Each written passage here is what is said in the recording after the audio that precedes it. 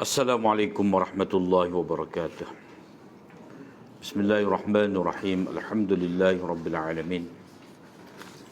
Wassalatu wassalamu ala asyrafil anbiya'i wal mursalin nabina Muhammadin wa ala alihi wa sahbihi ajma'in. Allahumma alimna ma yanfa'una wa anfa'na bima 'allamtana. Allahumma faqihna fid din wa 'allimna at-ta'wil wa zidna 'ilman ya rabbal alamin. Rabbi syrah li sadri wa yassir li amri wa hlul 'uqdatam min lisani yafqahu qawli. Subhanaka la ilma lana illa ma 'allamtana innaka antal alimul hakim wa la haula wa la quwwata illa billah.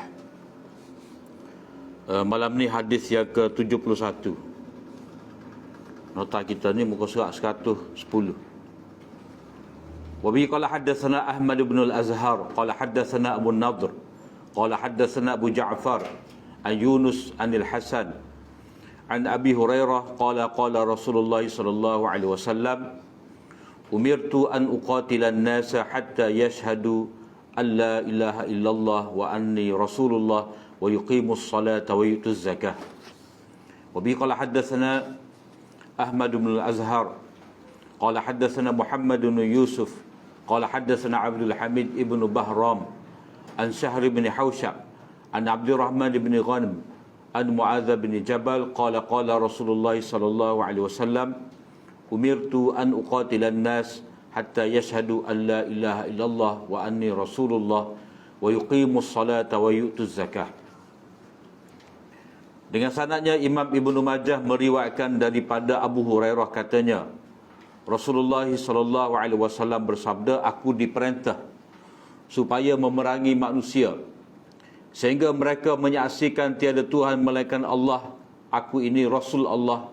Mereka mendirikan sembahyang dan menunaikan zakat. Kemudian hadis Mu'adz bin Jabal lebih kurang lagu tu jugalah. Jadi hadis ni adalah hadis yang sangat penting, yang menjadi paksi juga kepada agama Islam, yang mana Imam Nawawi menyebut hadis ni dalam Al-Arba'in hadis yang ke-8. Maknanya menandakan hadis ini penting. Rasulullah sallallahu alaihi wasallam bersabda, aku diperintah supaya memerangi manusia. Jadi di sini Nabi SAW kata aku diperintah, maknanya yang memerintahkan Nabi itu siapa? Maka mudah difahami, mana tak payah fikir panjang, yang memerintahkan Nabi itu adalah Allah SWT. Kerana tidak ada makhluk yang lebih tinggi daripada Nabi, sehingga dia dapat memberi arahan kepada Nabi. Jadi Nabi SAW itu adalah makhluk Allah SWT yang paling tinggi. Maka yang memerintahkan Nabi, yang mengarahkan Nabi bertindak ataupun buat ni adalah Allah SWT. Cuma ulama dalam masalah ni dia bahas lagi. Kalau kata sahabat kata umirna, kami diperintah. Jadi kami diperintah tu umumnya adalah Rasulullah lah yang memerintah sahabat. Cuma ada kalanya kami diperintah itu merujuk kepada sahabat kata kami diperintah oleh khalifah. Maknanya boleh jadi bila sahabat kata kami diperintah, boleh jadi yang memerintahkan mereka itu adalah Nabi SAW. Mana arahan itu yang bersifat agama, ataupun kami diperintah tu maknanya khalifah di zaman kami, maknanya bab arahan itu di bawah bab siasah, bab pemerintahan. Bila begitu kami diperintah oleh Nabi ke ataupun Allah Ta'ala memerintahkan Nabi, dia tetap sebagai hadis marfu'. Mana hadis yang dinisbahkan kepada Nabi SAW. Jadi hal ini dia tidak ada ulama kata umirtu an uqatilan nas, ni aku diperintah supaya memerangi manusia, jadi automatik hadis ni jadi hadis kursi. Tidak. Itu yang pertama. Yang kedua, an uqatilan nas, aku diperintah supaya memerangi manusia. Nombor 452 di sini. Maksud memerangi manusia ialah memerangi golongan musyrikin, yang memerangi orang-orang Islam. Sebagaimana firman Allah SWT, wa qatilul musyrikina kaffatan kama yuqatilunakum kaffah dan perangilah kaum musyrik seluruhnya sebagaimana mereka memerangi kamu seluruhnya. Surah At-Taubah. Maknanya ayat ni, hadis ni, aku diperintah supaya memerangi manusia. Jadi bukan semua manusia yang diarah oleh Allah SWT supaya Nabi perangi. Yang ini merujuk kepada orang-orang musyrik yang mana mereka itu telah memerangi Nabi SAW. Jadi hadis ni dia ada beberapa iskal lah. Yang pertama berkenaan dengan uqatil, aku diperintah supaya memerangi. Yang kedua manusia tu. Cuma hak kita sebut ni kira khulasah lah, kita tak sepanjang. Tapi kalau dilihat kepada perbincangan yang disebutkan oleh ulama dalam syarah hadis ni, dia kata umpamanya Imam Nawawi dia menjadikan hadis ni sebagai alasan untuk dikatakan boleh dibunuh orang yang meninggalkan sembahyang. Sebab Nabi kata aku diperintah supaya memerangi manusia hak mana tidak semaya di sini. Sehingga mereka tu mengucap 2 kali syahadah, mereka semaya dan menaikkan zakat, maka boleh diperangi. Jadi boleh diperangi itu maksudnya dibunuh. Tetapi Ibnu Daqiq Al-Aid Al-Maliki mengatakan tidak. Kena beza di antara perkataan uqati dengan umirtu an uqatila dengan umirtu an aqtula. Jadi uqatil tu maknanya memerangi. Qatala aqtul maknanya bunuh. Jadi walaupun perang ni berperang ataupun memerangi ni dia ada makna membunuh, tetapi tidak semestinya yang dibunuh itu adalah manusia. Sebab boleh jadi yang dibunuh tu pahaman ke, ataupun fikiran ke, ideologi ke, agama ke. Kalau kata bunuh, maknanya bunuh orang lah, nyawa. Jadi Ibnu Daqiq Al-Aid kata uqatil, aku diperintah supaya memerangi, tidak semestinya dengan mana bunuh, walaupun ada dengan mana bunuh. Dalam ayat Quran kata udzina lil ladzina yuqataluna bi annahum zulimu. Orang-orang beriman itu dibenarkan, orang-orang yang diperangi itu dibenarkan supaya berperang kerana mereka dizalimi. Jadi mereka boleh mempertahankan diri bila mana mereka itu diperangi. Mereka boleh membunuh orang yang memerangi mereka, mereka dizalimi dengan cara diperangi. Dalam ayat Al-Quran berkenaan dengan golongan yang buruk, golongan yang derhaka kepada ataupun golongan yang memberontak kepada kerajaan Islam ni, wa in ta'ifatani minal mu'minina qatatalu faslihu bainahuma bil wa in ta'ifatani minal mu'minina qatatalu. Sekiranya ada 2 kumpulan daripada orang mukmin ni iqtatalu, maknanya bertembung, bermusuhan, berperang, maka damaikanlah di antara 2 pihak ni. Maknanya kalau ada orang mukmin yang menentang kerajaan, memberontak, dalam surah Al-Hujurat ayat yang ke-9 ni, fa in baghat ihdahuma 'alal ukhra, sekiranya satu kumpulan dia memberontak atas satu kumpulan lain, maknanya pihak memberontak kepada kerajaan, faqatilul lati tabghi hatta tafi'a ila amrillah, maka perangilah orang yang zalim itu sehingga mereka kembali mematuhi perintah Allah. Mana hendak di sini faqatilul lati tabghi hatta tafi'a ila amrillah, perangilah orang yang menzalimi itu, memberontak itu sehingga mereka kembali patuh kepada perintah Allah. Jadi kalau kata perangi itu dengan maksud mati belaka, terbunuh belaka, maksudnya memerangi itu dengan makna membunuh, maka tak akan ada hatta tafi'a ila amrillah, sehingga mereka dapat kembali pada perintah Allah, taat pada Allah Ta'ala. Jadi nak taat pada Allah Ta'ala macam mana? Mereka telah mati. Maka sebab itulah ada beza di antara qatala dengan qatala. Jadi faqatilul lati tabghi hatta tafi'a ila amrillah, perangilah golongan yang memberontak itu sehingga mereka kembali taat patuh kepada Allah SWT. Maknanya mereka itu berhenti daripada memberontak kembali kepada taat. Jadi guna perkataan faqatilu, hendaklah perangi, bukan dengan perkataan faqtulu. Faqtulu itu main-main bunuh. Jadi nak cerita di sini, hadis ni kita tidak boleh faham sebagai arahan membunuh manusia sewenang-wenangnya. Jadi maksud di sini memerangi. Memerangi di sini orang-orang musyrik, annas, manusia ni yang masuk orang-orang musyrik. Ia memerangi orang-orang Islam. Ataupun memerangi orang-orang kafir, orang-orang musyrik yang mana telah tertegak hujah kepada mereka, sampai kepada mereka itu kebenaran Islam. Mereka dapat tahu tentang agama Islam melalui Rasulullah sallallahu alaihi wasallam. Dalam keadaan mereka kenal peribadi Nabi, mereka telah mengetahui ataupun sampai kepada mereka itu Al-Quran, yang mana mereka tidak dapat menandingi Al-Quran yang bersifat mukjizat tadi.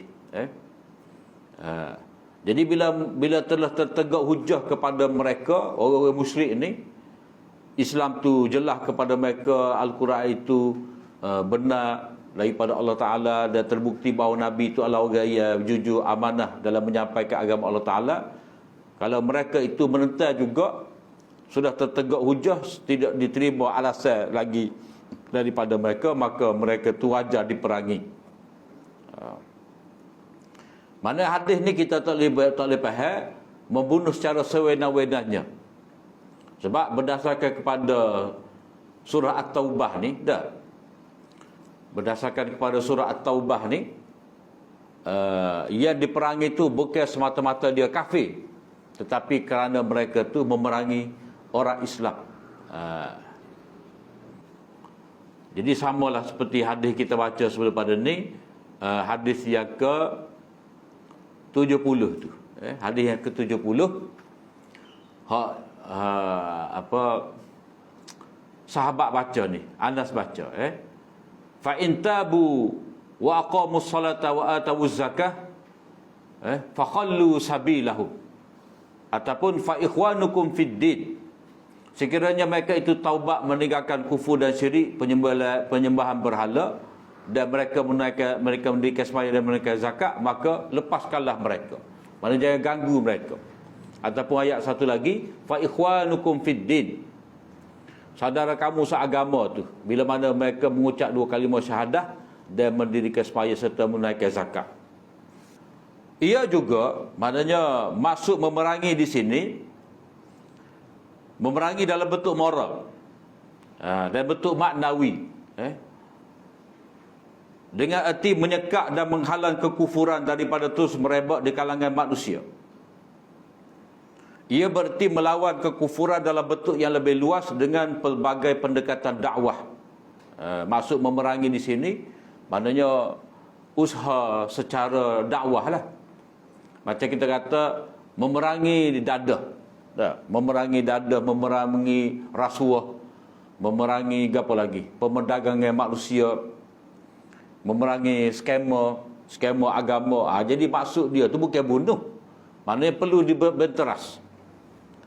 Ataupun satu lagi kita boleh kata, hadis ni yang merupakan prinsip ni, maknanya Nabi ni dan juga orang beriman ni, dia tidak boleh berpada menerima Islam.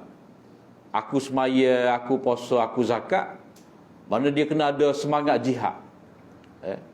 Untuk memerangi manusia tu, maksudnya untuk memerangi kekufuran yang ada dalam diri manusia, sehingga mereka tu dapat beriman kepada Allah SWT. Jadi orang beriman ni dia tak boleh duduk dia berpeluk tubuh berpada dengan Islam yang dia terima, tetapi dia hendaklah bangun berjuang untuk menyebarkan agama Allah SWT, supaya agama Islam itu tersebar, kekufuran itu lenyap. Itu hak sewajarnya. Kemudian hadis ni, hadis Abu Hurairah dan juga hadis Muaz ni kita tengok ringkas. Ringkas. Tapi kalau dalam riwayat lain-lain, dia panjang lagi. Fa in fa'alu zalika asamu minni dima'uhum wa amwaluhum. Asamu minni dima'ahum wa amwalahum wa hisabuhum 'ala Allah. Kalau mereka tu semaya puasa, kalau mereka tu semaya dan menunaikan zakat, maka terserah urusan mereka tu kepada Allah SWT. Maknanya soal mereka beriman dengan ikhlas ataupun tidak, itu serah kepada Allah Ta'ala. Maknanya tak boleh nak kacau. Maknanya arahan daripada Nabi SAW supaya jangan menceroboh mereka. Bila mana mereka nyata Islam mereka, adapun ikhlas ataupun tidak tu, Nabi kata wa hisabuhum 'ala Allah, perkiraan mereka itu terserah kepada Allah Taala. Hak Abu Bakar kalau kita kata timbul iskal di sini, kemuskilan di sini macam mana pula Abu Bakar dia boleh memerangi orang tak bayar zakat. Abu Bakar memerangi orang yang tidak bayar zakat ni kerana mereka ni bertindak dalam bentuk menolak perintah-perintah Allah SWT. Seperti yang kita maklum, lepas daripada Nabi SAW wafat ni, Abu Bakar jadi khalifah, dia ada 3 kumpulan yang keluar daripada Islam. Yang murtad. Yang cara pertama, orang yang ikut orang yang ikut Musailimah Al-Kazzab, popok Bani Hanifah. Mereka ni ikut Nabi palsu. Golongan yang kedua, golongan Badui yang lemah iman tu, dia pun murtad lepas daripada wafat Nabi. Dan satu lagi golongan yang tidak mahu bayar zakat. Jadi semua ni diperangi oleh Abu Bakar kerana mereka ni mari dalam bentuk, kita kata, kumpulan. Mereka mari dalam bentuk kumpulan, gerakan pakatan. Maka dengan sebab itulah Abu Bakar ni bertindak memerangi mereka. Jadi peperangan itu perlu dilakukan bila mana ada satu kelompok yang ramai ni, mereka membentuk pakatan, tidak mahu menunaikan kefarduan dalam agama seperti semaya dan juga zakat ni. Maka wajar diperangi. Inilah yang dilakukan oleh Abu Bakar. Maka sebab itulah kalau kata golongan hak tak bayar, tak mahu puasa ni lagu mana? Orang hak tak usah puasa ni, hak tu kita tak dapat nak bertindak ke atas dia, sebab puasa ni bagai ya kita kata atas dia lah. Atas dia. Tapi kalau mereka ni ramai sangat, boleh juga bertindak. Mana satu kampung tu tak saya puasa. Buka restoran ke apa, maknanya kerajaan wajar memerangi mereka. Tapi memerangi itu maksudnya tidak dibunuh, tapi dibanteras, ditangkap mereka. Maknanya itu maknanya memerangi jugalah. Seperti mana kita faham memerangi dadah, memerangi rasuah. Maknanya mereka itu mesti diambil tindakan, disekap perbuatan mereka. Maknanya kerajaan satu tahap dia boleh menggunakan kuasa dan kekerasan. Kemudian hadis ni pedoman dia, yang pertama, berperang di jalan Allah adalah kewajipan bersama umat Islam. Maknanya kewajipan bersama ni bila kerajaan memerintahkan, menyeru supaya umat Islam, rakyat dia berperang, maka perlu sambut perintah tu tadi, dengan tujuan untuk menyelamatkan manusia daripada penyembahan apa jua bentuk berhala, kepada penyembahan kepada Allah SWT sahaja. Apa bentuk kekufuran syirik tak kira, apa-apa jua yang dianggap sebagai Tuhan, yang merupakan kekufuran syirik, semua tu perlu diperangi, dibenteras. Yang kedua, 3 perkara merupakan bukti masuknya seseorang itu dalam Islam. Mana cukup dah. Kalau ada 3 perkara ni, dia dikira sebagai Islam berdasarkan pada hadis ni. Yang pertama, pengakuan 2 kalimah syahadah sebagai i'tikad dia. Yang kedua, mendirikan solat secara tetap. dan menunaikan zakat. Yang merupakan kewajipan kehartaan yang ditetapkan dalam Islam. Mana di sini kita boleh nampak Islam satu-satunya agama ia ataupun macam Abu Bakar adalah khalifah, ia sanggup memerangi orang kaya ia bakhil demi untuk menjaga kebajikan golongan miskin. Hadis ini tidak menyebut dua rukun Islam yang lain, iaitu puasa dan haji. Sebabnya ialah puasa adalah perbuatan yang tersembunyi, dalam erti kata mungkin bagi orang yang tidak berpuasa untuk membuatkan orang yang percaya bahawa dia sedang berpuasa. Maknanya dia boleh susu lah. Depan kita tak makan tapi masuk kedai Cina ke apa semua dah. Dia tak puasa. Sementara haji bukanlah kewajipan yang paling atas bagi setiap Muslim. Maknanya haji ni adalah kemuncak kepada rukun Islam.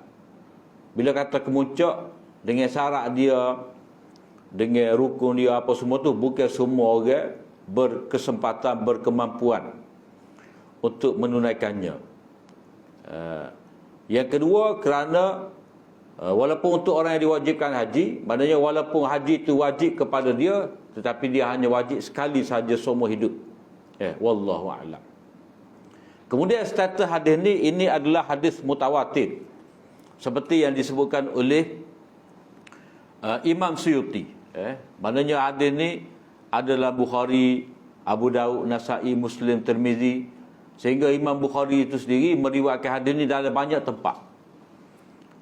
Dalam kitabul iman, dalam kitabuz zakah, kitab menuntut supaya orang murtad ni bertaubat, dalam kitab i'tisam. Boleh katakan semua kitab-kitab hadis ni mengandungi hadis ini. Jadi ada dalam Bukhari, Muslim, Tirmizi, Abu Daud, Nasa'i, lepas ni di sini Ibnu Majah. Maknanya hadis ni di antara hadis yang disepakati oleh 6 pengarang kitab. 6 Sunan Sitah tu ada hadis ni. Dan hadis ni dikatakan hadis mutawatir ni, ada ramai perawi yang meriwayatkan hadis ni. Di samping ada banyak syawahid. Ada hadis Jarir bin Abdullah Al-Bajali, Sahab bin Sa'al Al-Ansari, Muaz bin Jabal, Ibnu Abbas, Abu Malik Al-Asja'i, Abu Bakar As-Siddiq, Abu Bakrah, Samurah bin Jundub, dan ramai lagi. Jadi hadis ni adalah hadis mutawatir. Maknanya ramai di kalangan sahabat yang meriwayatkan hadis ni, kemudian diikuti oleh anak-anak murid mereka tabi'in dan tabi'in. Maknanya peringkat sahabat tu ramai dah yang meriwayatkan hadis ni. Kemudian hadis berikut ni, Wabi qala haddatsana Muhammad bin Ismail Ar-Razi qala anba'ana Yunus ibn Muhammad qala haddatsana Abdullah ibn Muhammad Al-Laitsi qala haddatsana Nizar bin Hayyan an Ikrimah an Ibn Abbas wa an Jabir bin Abdullah qala Rasulullah sallallahu alaihi wasallam sinfani min ummati laysa lahuma fil Islam nasib, ahlul irja wa ahlul qadar. Riwayat daripada Jabir bin daripada Ibnu Abbas dan daripada Jabir bin Abdullah, mereka berdua berkata, Rasulullah sallallahu alaihi wasallam bersabda, dua golongan daripada umatku yang tidak ada habuan untuk mereka dalam Islam, itu golongan irja, pokok murjiah, pokok ia menafikan kepentingan amal dalam iman, dan golongan qadar, golongan yang menafikan Allah Taala itu menetapkan qada dan qadar. Mereka menafikan Allah Taala menciptakan benda-benda yang buruk seperti mana Allah Taala menciptakan benda-benda yang baik. Nombor 457 ni, hadis ini sebenarnya telah berlalu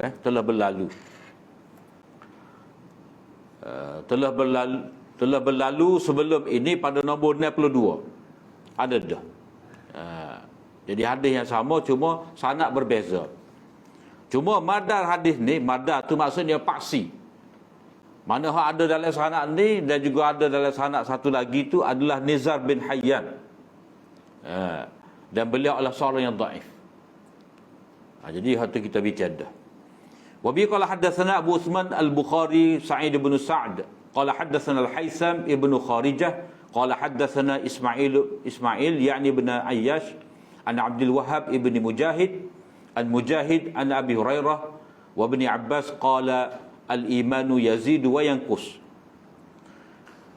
Wa bi qala haddatsana Abu Utsman Al-Bukhari qala haddatsana Al-Haisam qala haddatsana Ismail an Haris ibn Uthman an al-Harith azunnuhu an Mujahid an Abi Darda qala al-imanu yazdadu wa yanqus. Dengan sanadnya Imam Ibnu Majah meriwayatkan daripada Abu Hurairah dan Ibnu Abbas, mereka berdua berkata iman bertambah dan berkurangan. Begitu juga satu lagi daripada Abu Darda tinggal tu. Daripada Abu Darda katanya iman itu bertambah dan berkurangan. Jadi kita balik pada nota 458. Kita buh dalam kurungnya tu Abul Hasan berkata. Jadi haddatsana Abu Utsman ni sebenarnya haddatsana ini adalah kata-kata Abul Hasan. Nombor 458. Asar ini dan yang selepasnya. Asar ni maksudnya kata-kata sahabat lah. Sebab riwayat 74 dengan 75 ni dia tidak ada qala Rasulullah. Jadi tidak ada kata-kata Nabi SAW, maka ia adalah kata-kata sahabat, jadi kita panggil mauquf. Kata-kata yang terhenti setakat sahabat ataupun kita kata asar. Asar.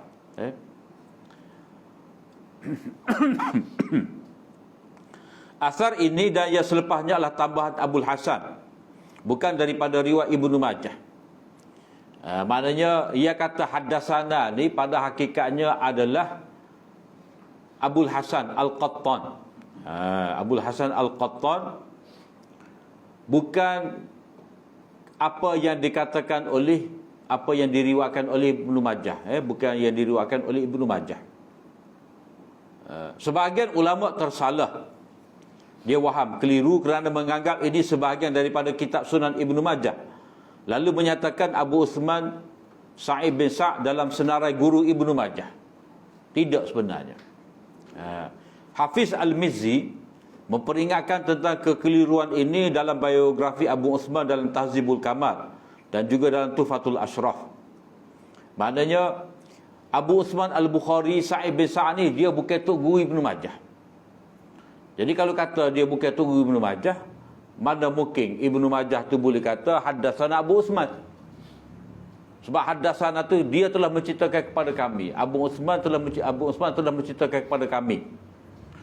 Kalau kita kata itu adalah kata-kata Ibnu Majah, Ibnu Majah kata Abu Utsman Al-Bukhari menceritakan kepada kami, tiba-tiba disemak, dicek, tidak ada seorang pun daripada guru Ibnu Majah yang bernama Sa'id bin Sa'd Abu Utsman Al-Bukhari, tak ada. Maknanya di situ salah lah. Dia kira Ibnu Majah berdusta. Sebab ini bukan tok guru dia, tiba-tiba dia kata haddatsana. Maka dengan sebab itulah Al-Mizzi, ulama yang tulis biografi perawi Sunan Sittah ni, dan beliau ni anak murid Ibnu Taimiyah, mengatakan bahawa tidak ada seorang pun daripada guru Ibnu Majah yang bernama Abu Utsman Sa'id bin Sa'd, tak ada. Pada hakikatnya Abu Utsman Sa'id bin Sa'd adalah salah seorang guru Abul Hasan Al-Qattan, sahabat kepada Ibnu Majah. Itu hakikat sebenarnya. Maknanya perawi kepada Sunan Ibnu Majah. Dia perawi, dia bukan guru pada Ibnu Majah. Jadi kita jumpa dah sebelum daripada ni Abul Hasan Al-Qattan ni, dia akan menyebut riwayat sesudah daripada riwayat Ibnu Majah. Mana kadang-kadang dia selit, seperti yang kita jumpa baru ni. Mana hadis tu hak dia tambah tu, qala Abul Hasan, hadis berapa dah tak ingat itu sebenarnya ditambah oleh Abul Hasan Al-Qattan tu sebagai apa? Sebagai dia panggil mustakhraj.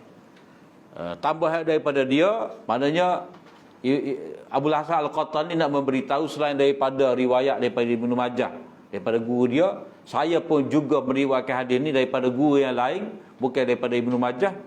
Dan riwayat saya riwayat ni lebih tinggi sanadnya berbanding dengan riwayat asal Ibnu Majah. Itu panggil istikhraj. Dan hal ni pula disebutkan oleh Abul Hasan Al-Qattan di sini, dua asar ni dah. Ini sebenarnya lebih untuk menyatakan, mengemukakan untuk menyatakan ini adalah asal sahabat. Sebab Ibnu Majah ni kalau kita perhati dalam sunan dia ni, dia hanya berpada dengan hadis marfu', hadis-hadis kata-kata Nabi. Cuma di sini dia ada riwayat daripada mauquf, riwayat mauquf daripada sahabat. Jadi dia nak menyebut tambahan asal sahabat, bukan dia nak menyebut riwayat marfu' daripada Nabi. Ni pada hadis 80.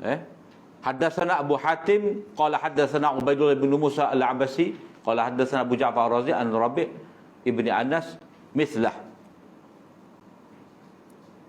Jadi hadis nombor berapa? 70 tu dah. Haddatsana Abu Hatim. Jadi Abu Hatim ni dia tu guru kepada Abul Hasan Al-Qattan. Bukan tu guru Ibnu Majah. Jadi tambahan ni, ziyadah ini dibuat oleh oleh Abul Hasan Al-Qattan, bukan daripada Ibnu Majah. Jadi samalah juga di hujung babul iman ini, Ibnu Majah menambah Abul Hasan Al-Qattan menambahkan asar daripada Ibnu Abbas, Jabir bin Abdullah dan Abu Darda. Kemudian berkenaan dengan perawi itu boleh baca, cuma nota 460 ni. Nota 460 ni, perawi yang bernama Ismail bin Ayyash. Ismail bin Ayyash ni, ini kita nak kemukakan contoh di mana ada perawi ni dia dhaif, tidak dhaif secara mutlak, ataupun kalau dia siqah, tidak siqah secara mutlak. Dia panggil dhaif fi bukan dhaif fi nafsihi, dhaif fi ghairihi. Dia bukan dhaif pada diri dia sendiri, tetapi dhaif kerana sabit dengan orang-orang tertentu. Ismail bin Ayyash bin Sulaim Al-Anasi Abu Utbah Al-Himsi. Hims ni orang Syam lah. Hims. Kalau kacang kuda tu dipanggil humus. Dah, humus. Kacang kuda, humus. Kalau kita pergi ke darat tu minta humus juga. Kacang kuda dia blender tu. Dah. Dengan bawang putih, dengan minyak zaitun tu, cicah roti. Jarang ada pak kita ni. Humus, hims. Jadi hims tu merujuk pada kacang kuda. Beliau seorang yang saduk dalam riwayatnya, mana dia seorang yang benar dalam riwayatnya daripada penduduk negerinya, mana daripada pokok Syam, tetapi ikhtilat, yang bercampur bau dalam riwayat daripada perawi negeri lain. Ahmad, Ibnu Ma'in, Duhaim dan Al-Bukhari serta Ibnu Adi mengatakan beliau thiqah dalam meriwayatkan daripada perawi-perawi Syam, perawi tepat dia, maknanya berdasarkan kepada nisbah Al-Himsi tadi, tetapi dhaif dalam riwayat perawi-perawi Hijaz. Jadi dia ni thiqah fil Syamiyyin wa dhaifun fi Hijaziyyin. Mana kena tengok latar belakang guru dia hak mana. Kalau guru dia orang Syam boleh terima, kalau guru dia tu daripada orang Hijaz, jadi tidak kuat. Kena ambil kira jugalah. Sebab kadang-kadang kalau kita kata contoh lah, contoh kita berbeza. Macam kita ni, tu guru kita orang Malaysia, orang Malaysia, kita pun orang Malaysia juga, orang Kelantan pula tu. Tiba-tiba ada anak murid tu guru kita ni orang belah Jawa. Orang belah Jawa. Dia dengar hadis daripada tu guru kita juga, sekali dengan kita. Jadi kadang-kadang tu guru kita ni kecek dengan Kelantan pekak, gapo semua ada. Kita Kelantan juga ni boleh faham dengan tepat lah. Tiba-tiba dia orang Jawa tu ada menyebut daripada tu guru kita satu benda yang mana dia pun mungkin jadi keliru juga sebab perbezaan bahasa, lahjah ataupun dialek. Jadi kita ni faham dengan maksud gini. Sebab sama-sama negeri tapi dia tu walaupun sama-sama Melayu tapi dia Melayu Jawa. Tak. Dia punya bahasa pun walaupun ada sama tapi ada juga beza, mungkin dia faham berbeza dengan kita, maka dikira pada ketika tu keterangan daripada tubuh kita melalui dia tak kuat. Maknanya kalau kita kata peringkat ketiga ni, tubuh kita, patu kita sama-sama 6 murid ni, pada bawah ni lagi. Jadi orang bawah ni dia bila dia ambil daripada kita dengan maksud gini, ambil daripada hak Jawa dengan maksud lagu lain. Jadi pada ketika tu kena pakai hak senegeri dengan Tok Guru, sama-sama Kelantan. Itu contoh. Kemudian nombor 461, Abdul Wahab bin Mujahid bin Jabr Al-Makki Al-Makhzumi, seorang matruk. Tak kuatlah, tak boleh nak wakil dah. Matruk. Sufyan Tsauri kata beliau seorang pendusta. Waqi' menyebut daripada para ulama bahawa beliau tidak pernah mendengar hadis daripada ayahnya. Kemudian Mujahid ni pula, Mujahid bin Jabr Al-Makki Al-Makhzumi, seorang yang thiqah dan imam dalam tafsir. Kalau kita baca dalam kitab tafsir, qala Mujahid, dialah Mujahid bin Jabr. Jadi dia ahli dalam tafsir. Kedudukan dia ni menurut Imam Ahmad, Ibnu Ma'in, Ijli, Abu Zur'a, Ibnu Sa'ad, beliau adalah seorang thiqah. Walau bagaimanapun beliau ni tidak mendengar hadis daripada Abu Darda. Sebab dia ni Mujahid ni dia lebih banyak daripada Ibnu Abbas. Jadi bila ada dia riwayat daripada Abu Darda ni, sebenarnya dia tidak sempat, maka sanad ni munqati', terputus. Kemudian dari segi kandungan kata-kata ni, jadi dari segi sanad tu tak kuat lah. Jadi kita selesai dah tadi bahawa ini bukan daripada riwayat Ibnu Majah. Maknanya ini adalah tambahan daripada Abul Hasan Al-Qattan. Perkara yang kedua, sanad ni tak kuat. Sanad ni tak kuat.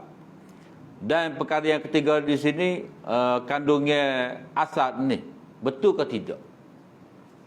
Jadi kadang-kadang sanad dhaif tapi maknanya betul. Jadi di sini iman itu bertambah dan berkurang, ini adalah perkara yang diterima oleh ulama. Kenyataan yang diriwayatkan 3 orang sahabat ini adalah kenyataan majoriti sahabat dan salafus soleh. Maknanya ini adalah pegangan. Pegangan salafus soleh, iaitu iman bertambah dan berkurang. Maknanya berbeza dengan golongan Murji'ah. Golongan Murji'ah ni bagi mereka amal manusia itu dia tidak berkait, tidak memberi kesan kepada iman seseorang. La yadurul iman ma'al ma'asi. Iman tidak terjejah dengan ada maksiat. Sedangkan ulama mengatakan bahawa iman itu bertambah dengan ketaatan dan dia menjadi lemah berkurangnya kerana maksiat. Jadi iman bertambah dan berkurang ini adalah perkara yang terjelas terbukti sabit daripada kitab, daripada Al-Quran dalam banyak ayat. Kalau kita baca banyak ayat, wa idza tuliyat alaihim ayatuhu zadadhum imana, itu di awal surah Al-Anfal. Bila dibacakan kepada orang mukmin ni ayat-ayat Allah SWT, maka bertambahlah iman mereka. Jadi itu menandakan bahawa dengar Quran menambahkan iman. Imam Bukhari sendiri menyatakan dalam bab pertama daripada kitab iman tentang masalah ini, iaitu iman itu bertambah. Jadi Imam Bukhari kata al-iman qaulun wa amalun. Iman itu terdiri daripada ucapan dan juga amalan. Yang ini bukan setakat i'tiqad, tetapi ucapan dengan lidah bersama dengan amal, dengan perbuatan. Kemudian Imam Bukhari pula mengemukakan 8 ayat Al-Quran yang semuanya itu menunjukkan pertambahan iman. Ada 8 ayat. Jadi ayat-ayat ini menyatakan bahawa iman itu bertambah. Adapun berkurangnya iman, itu tak sebut dalam Quran. Iman itu berkurang, dia tidak sebut dalam Al-Quran, tetapi ia dapat difahami secara qiyas. Secara qiyas lagu mana? Yang ini setiap perkara yang menerima pertambahan, maka ia juga menerima pengurangan. Benda boleh bertambah, dia boleh berkurang.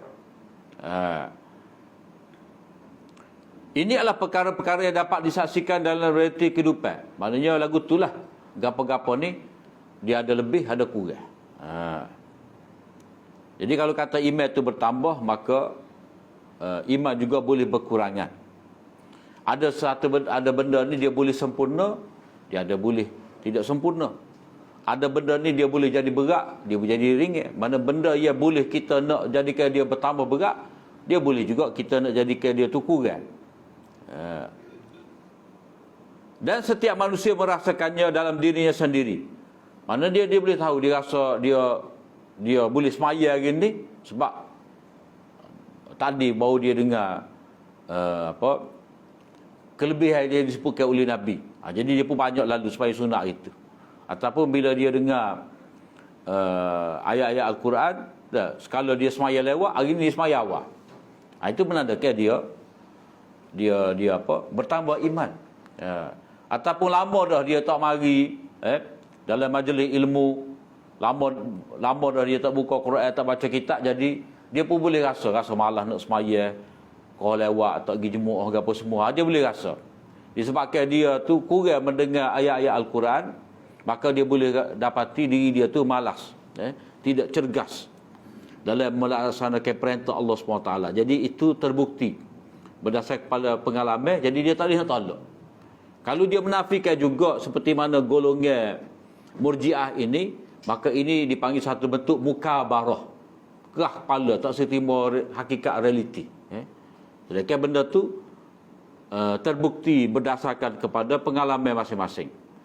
Jadi iman itu ucapan amal bertambah dan berkurangan. Ini adalah pegangan ahli sunnah wal jamaah, bahawa iman bertambah dengan ketaatan dan berkurangan dengan kemaksiatan. Dan Imam Bukhari sendiri pun dia buat suku pula di hujung kitabul iman, bab ziyadatul iman wa nuqs, ziyadatul iman wa nuqsihi. Jadi di awal kitab ada dah tentang iman bertambah, di hujung kitab tu dia buat tubik khusus, bab khusus tentang iman bertambah. Jadi untuk menolak Murji'ah. Sebab kalau kita tengok kitabul iman tu sendiri, dia sebenarnya nak membantah golongan Murji'ah, alul irja'. Seperti mana kitabut tauhid di hujung sahih dia tu, itu adalah untuk menolak golongan Jahmiyah, golongan Mu'attilah, golongan yang menafikan sifat-sifat Allah Ta'ala. Jadi habislah kita babul iman, masuk pula akan datang ni babul fil qadar, bab takdir. Wallahu a'lam. Akhirnya